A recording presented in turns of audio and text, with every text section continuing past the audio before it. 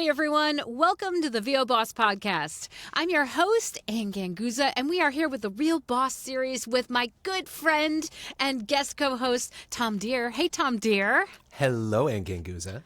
Tom Deere, it was so awesome to see you at VO Atlanta, I have to say. What? Yes, I mean, the drive-by hug. Right, I know, and I saw you for like a split second, but Right. but still, it was good for that split second to get the Absolutely. hug in.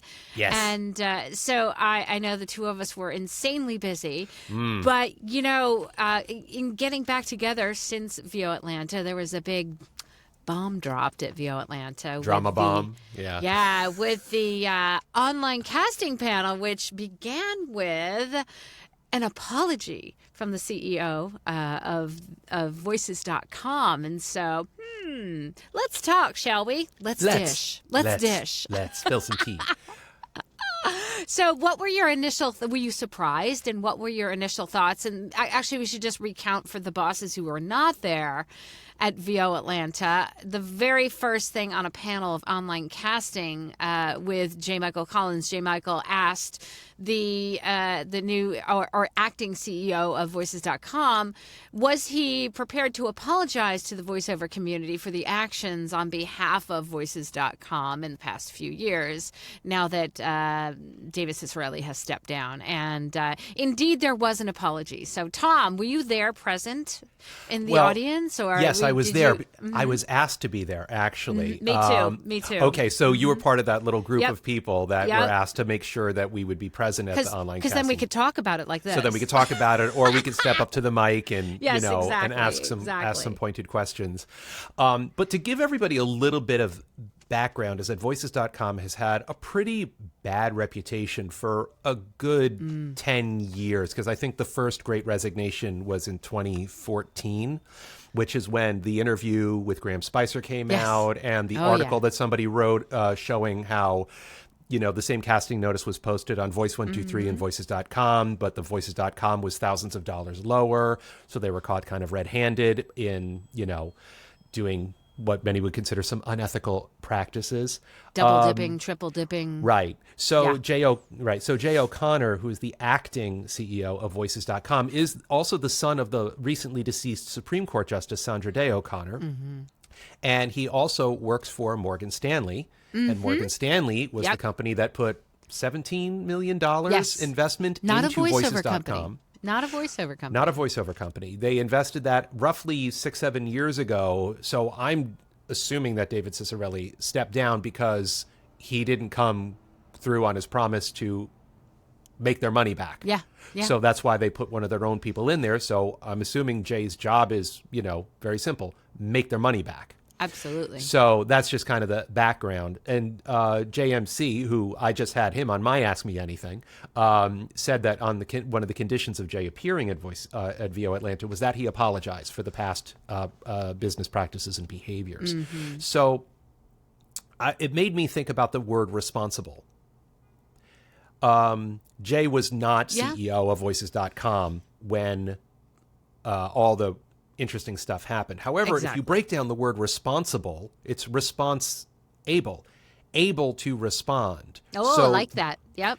Well, yeah, because if you think about it, Jay is not guilty of the, of the stuff that Voices.com did under their previous administration, but now he is able to respond to all of that stuff. So, that in late last year, Voices.com signed the Fair Voices Pledge and altered their terms of service. Fair AI, yeah. The Fair AI. Thank you, Nava and Tim Friedlander and Karin and all those wonderful people there.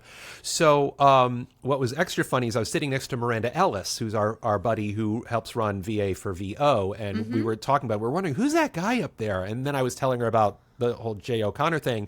And then JMC said, and here is CEO of Voices.com, Jay O'Connor. And we're like, oh, okay. Now we get it. There he is. There he is. And yes, he did apologize. He gave them an F for how they handled the situation, but they said they're going to be working on moving forward, and a lot of pointed questions were asked. Yep.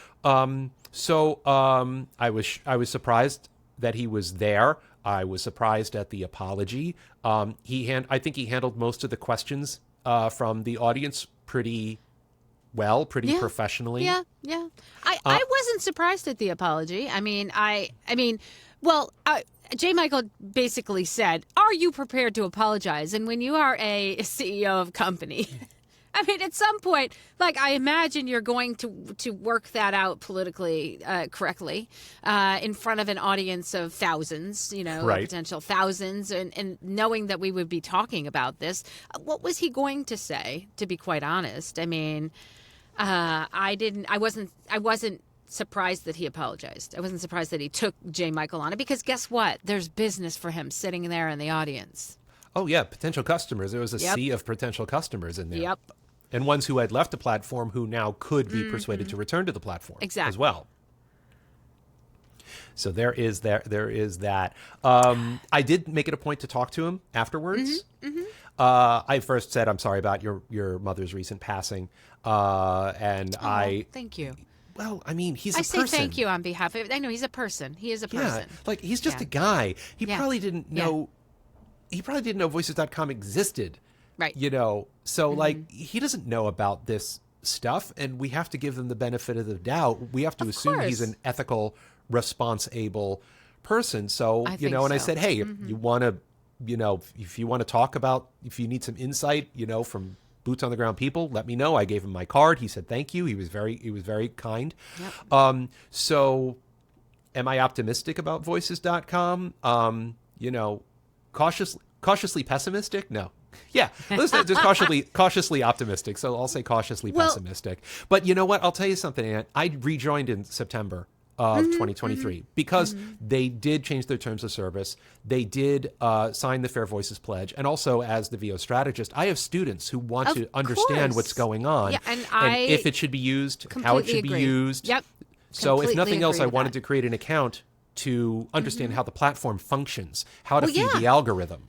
If we are going to be working with students, I mean, myself included, I mean, honestly, we have to know about these platforms so that we can talk about them and recommend them or not to our students. So I feel like, I'm a member of Voice 123. Now, I will say that I was not able to stay for the full session at VO Atlanta because literally they scheduled that right in the middle of my X session. So after 20 minutes, I had to leave. And so I did not get a chance to speak to him myself personally, but I know a lot of people that I've talked to did, and I got Mark Scott also did a nice recap on his podcast about the conversation and his conversation with him as well, and myself and Law had a discussion about it as well on a podcast. So I think it's good that we're talking about it, but I'd like to go further, Tom. I'd like to talk to you about pay to plays in general, and where you feel what part they play now in the voiceover industry and where you might see them going in the future.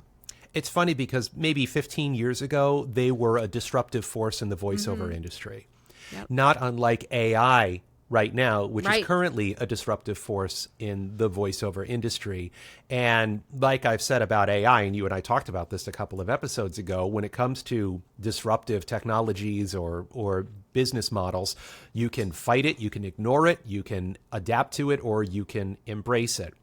So everybody has their own journey and their own path on how to define success as a voice actor and what they need to do. You want to do all high-end cartoons and video games? You need representation. Yeah. You need to join SAG-AFTRA. You may need to move to LA or New York or Dallas, and do a boots on the ground thing. If you want to narrate audiobooks, that's a different track. If you want to narrate e-learning modules, that's a different track.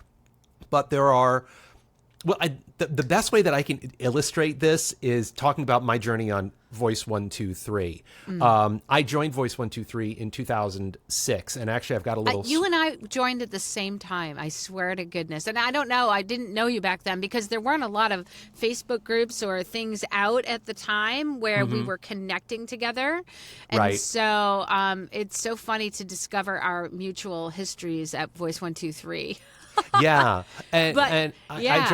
joined it the first year that I went full time as a voice actor, and I learned a lot on there. I did well my first. I don't know if it was my first. It wasn't my first year as a voice actor, but it might have been my second or third. And it was an opportunity. It was a new opportunity to get work. And I remember at the time, there was, how else did you get work outside of if you had an agent? I did not have an agent at the time. I was working on the online platforms like Freelancer back in the day. I mean, it was Freelancer. I don't know if it was Odesk, Elance. I was on all those too. That's what it was. Guru. Elance. Yeah. Yep. I was on all of those. Yep. Yeah. I was on all of those too. And then Voice 123 came out, and I joined in 2006 as well. And it worked well for me. Although you have actually created a record of how well you've done on that platform throughout the years, and so I'm eager to hear about that. Sure. So for those of you who are listening to this, I'll just read this to you as best I can. But I've got a little slide up here. So I joined in 2006. There was only one tier. It was $200. That first year I made $1,100. So a great return on investment. Next year rejoined, made $2,750. So that was great. 2008 it went up to $300. I made $2,650. 2009 made $1,950. 2010 I made $13,000 on. Now, what changed?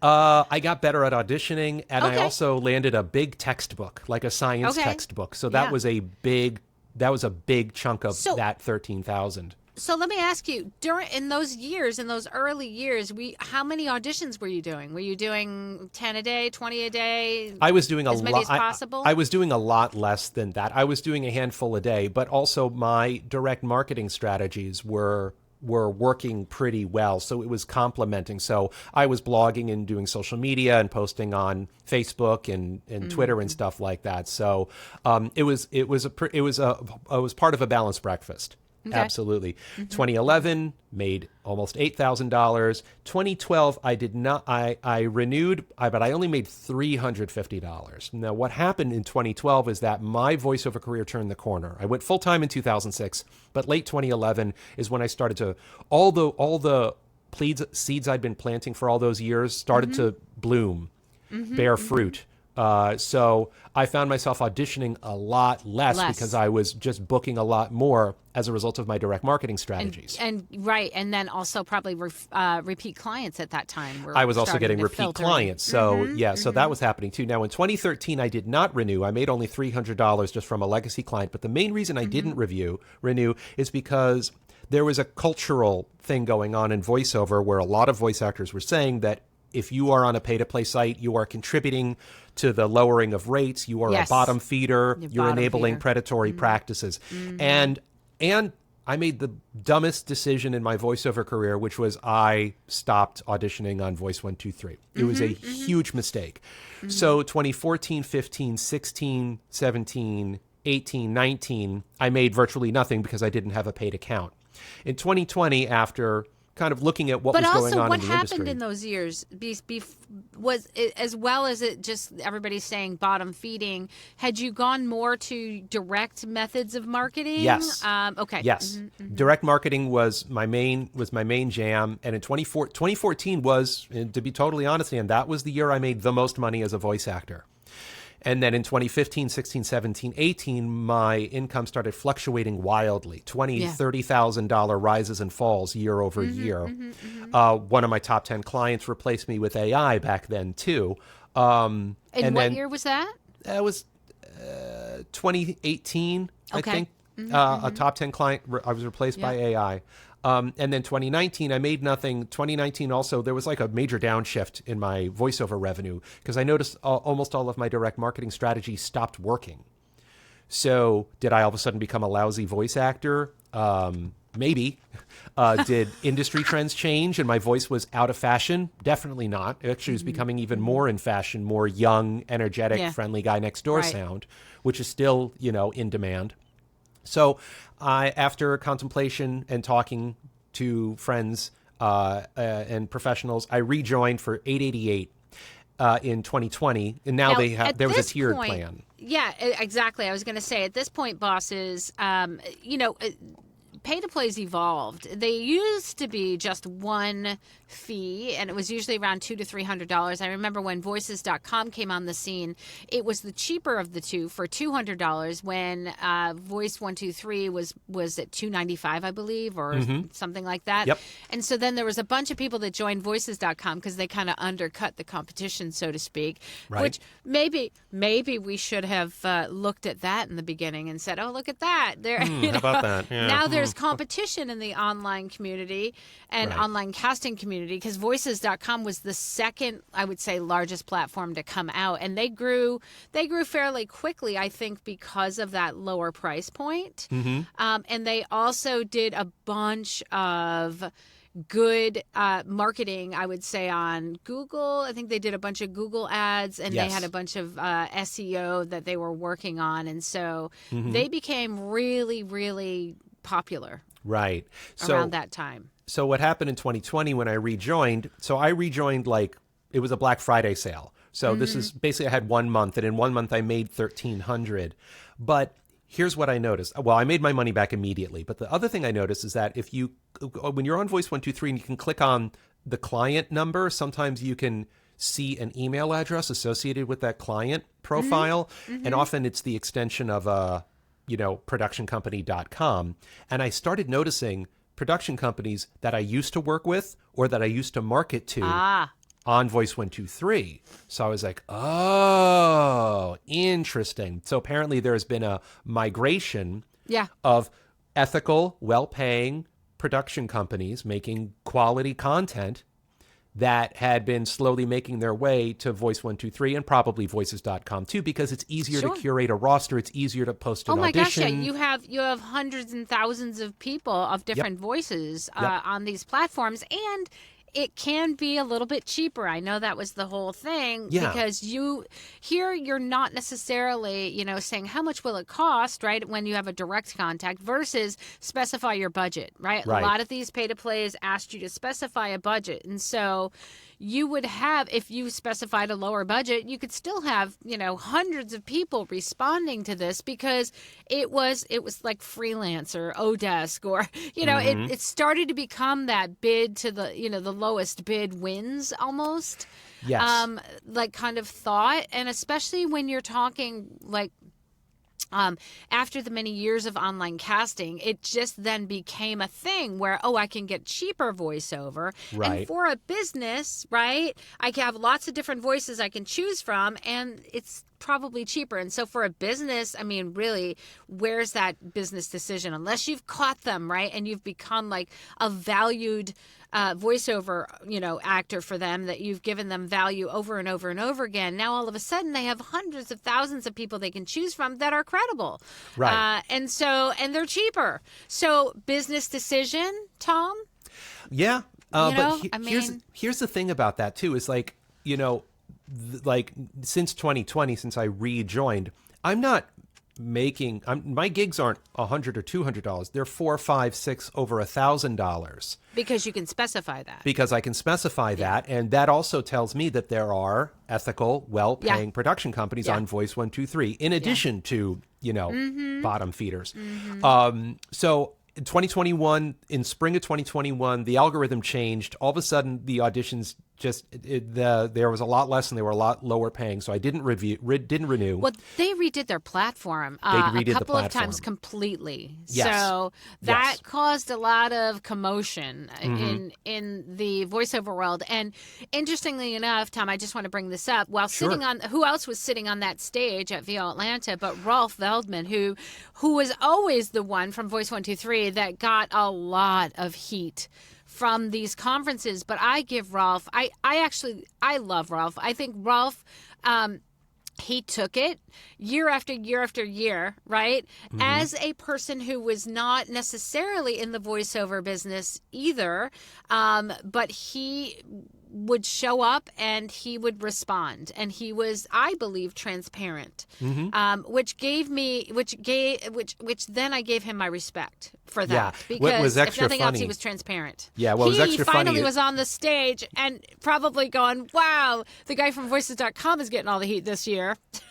He was grinning from ear to ear. He was eating it with a spoon. He loved it. So 2022, I rejoined again, but this time I joined on the $2,200 tier. So this was late March 2022. In that year, I made $12,000.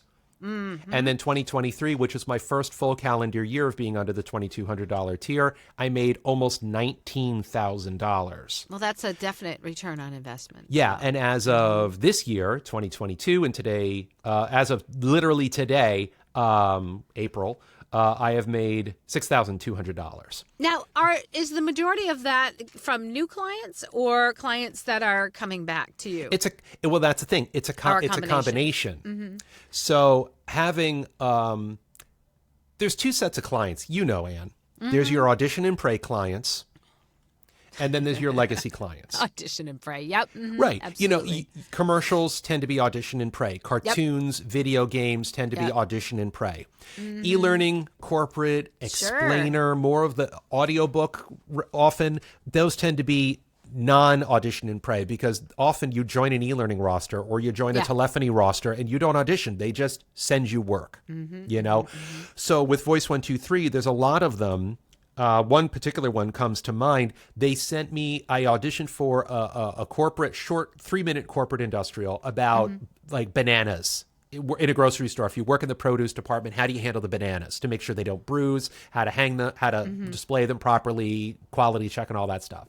It was a gig, 3 minutes, directed session, $550. So I'm like, okay, that's like right in the sweet spot for that. That's like perfectly fine. For 3 minutes, directed session, great. Absolutely. And then they sent me 9 more. Yeah. Without auditioning. Yeah. Absolutely. So an audition and pray, see, that's what people think about Voice 123 is that it's an audition and pray machine. It is if you suck. And it is if you can't audition well, and it is if you can't deliver the goods once you audition and book the spot. Absolutely. So I do have a lot of new clients, but a lot of them have come back for more. Yeah. So and with Voice 123, that one of the big differences of the platforms is that you can take the client off the platform. Yes. They have never intercepted, and I don't believe that they will because I think that's Rolf's. You know, that's their claim to fame and how they lasted right through the turmoil of people being angry at them was that you could always take the client off the platform. Now, Voices.com does everything in their power to make you not take the client off the platform, and that is where they get into people labeling them as double and triple dippers. Yes. So not only are you paying for that yearly membership fee in different, and they also have different levels, but when you have a managed job or any job, you cannot disclose. You won't know their email address. You cannot work with them off platform, and people have been threatened if it's found out that they're working with them off platform. So thoughts on that business policy, Tom? What do you think about that? I'm going to answer that question with a question. Do you think voice actors should pay to audition for anything? Well, that's a really, really good question. I mean, I don't think so. I don't think so to a point. I think they should pay for an opportunity. I should pay for a platform that gives them opportunities. Right. So that's a tough one, right? I mean, should they pay to audition? Well, I think of it this way. If you told me 20, 25 years ago that I would have to pay to watch a Yankee game on television, I would have said, you're out of your mind. And now they have the Yes Network. Where you have to have a paid, you have to pay to have access to get the quality content that you want, that being a Yankee game. And auditions are quality content. Yes. And that's a subscription model. And it's a subscription model. Of the day, right? Of a lot of businesses today, right? And even people for I've considered it for this podcast, right? All right. So you can get a certain amount of, free listens free, but there is quality content or maybe more in-depth content that you would subscribe to. And you gatekeep it with subscriptions like Patreon pages do and things like that. Yes, it's a common business model. Absolutely. Here's another question. Do you think voice actors should get paid to do auditions? Oh, that's a good question. Not necessarily. It depends on if that gets used. Right, if their audition gets used for the job. If it's paid if you're getting paid, is it a demo or a scratch track? Yeah, right? Yeah. I think so. I mean, and again, but now, okay, let's just say you pay for the option or you pay for the opportunity for, to get auditions. Should then there be an escrow fee, right? And that's what a lot of people have the problem with, an escrow fee. And should there be a managed services fee? Now, anybody that manages a job, right, that project manages a job, I mean, takes a manager takes a percentage, an agent takes a percentage. Yeah. But then on top of an annual fee, right, to audition, right, plus an escrow fee. Now, if you remember, Tom, in the beginning, Voices.com's escrow fee was an option. And I believe, is it still an option? If you want to do, because escrow was an option back in the early days. You could choose to have them hold the money or say, I'm going to get my money guaranteed if I put it in escrow, and then you paid a fee for that. I think it's mandatory now. Is it? Yeah. So that's triple dipping to a lot get rid of one of those fees. I mean, right. Do you feel that's right? I think it's fair that it's either you pay to be on the site and right. There's no additional fees, or being on the website which is a Voice free 123 model. And then they're taking a percentage, of it, not both. Now, you weren't there for the Q&A. Our friend Miranda Ellis, who I was sitting next to in the audience, got up and she said, I have a problem with the fact that one of the casting spec options is broadcast in perpetuity. Mm. And she said, that's a big problem for a lot of voice actors because that can create permanent conflicts. Yeah. She asked, are you going to get rid of that? And he said, no, because we would lose a lot of business that way. Mm-hmm. That's not a good answer. That's the only thing I was truly unhappy about with his answers, but he owned it.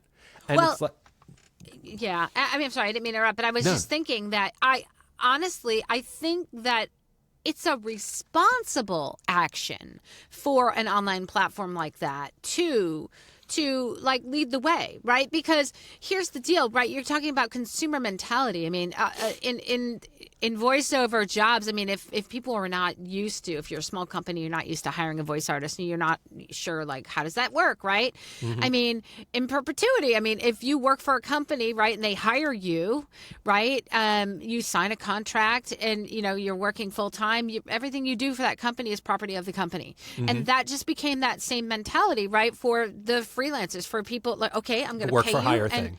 Yeah, work for hire, and I pay you, and that's it. And that's where the mentality stayed for a lot of companies. I think if you are a large service provider to, a voiceover, you should take the lead and do what's right and do what's ethical. And that, to me, would be like start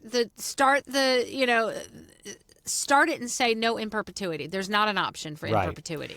Yeah. And that would be a nice thing. Otherwise, we sit here and we fight and we fight and we fight like we've always fought, right? Yeah. To get rid of in perpetuity. Do you think in perpetuity will ever go away, Tom? I think it will always exist in some form. Yeah. I agree. The thing that concerns me the most about it is that, like, if there's a casting notice and it says erotic, there is explicit sexual content. Mm-hmm. Everybody knows what that means. They know what they're getting into. Yeah. If it's a casting notice for a political ad, Democrat, Republican, or whatever, and you look at the script and you go, "Oh, okay. Do I feel comfortable with this?" You know what you're getting into. You can make a value decision. Mm-hmm. If it's these text to speech things, some of these casting notices, or if it's an online perpetuity, a lot of the voice actors don't know what that means. They don't know what they're getting into. Yeah. And that's where SAG-AFTRA, NAVA, and other organizations, that's where, unfortunately, where the onus is on them to educate, to make sure that people are aware of what these things mean.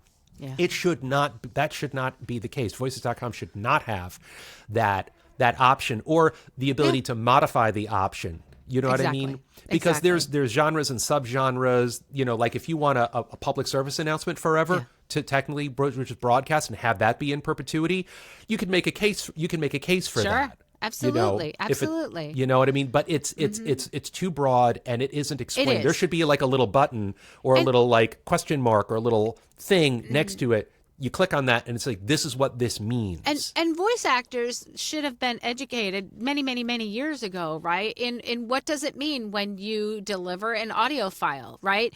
What does it, I mean, this is where, I mean, okay, we're creatives. We're good at what we do, but this is where the business sense comes in, right? What, here, have my audio. And usually what happens is something bad has to happen, right? For us to like say, oh, shoot, I probably should have a terms of service or a statement of work or a contract, for all our non-broadcast stuff. So all our non-broadcast people are like, yeah, sure, give me $100 or give me $500, give me $1,000. That's perfect. And then all of a sudden they find that their voice is out there on TikTok. I mean, I'm not saying that was Bev, but that sorts of things like that happen, right? Or it even happens today, with agents that are looking after our best interests, where sometimes you'll find a commercial that was supposed to only be regional, which is now, in a different place. And how do we know about it? Not until somebody tells us about it. And so we should now, with the technology, there should be a way to voice print and tag our audio so that we know if it's not where it should be. And they're working on that. They are working on that. Exactly.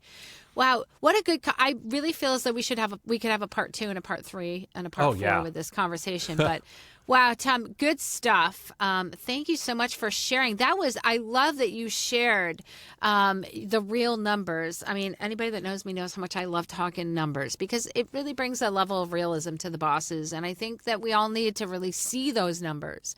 And it really helps to educate us on making good decisions for our businesses. So thank you, Tom. It was wonderful talking to you again, and I look forward to the next podcast. Bosses, I'm going to give a great big shout out to our sponsor, IPDTL. You too can connect and network like bosses, real bosses like Tom and myself. Find out more at IPDTL.com. All right, have an amazing week, guys, and we'll see you next week. Bye. Awesome.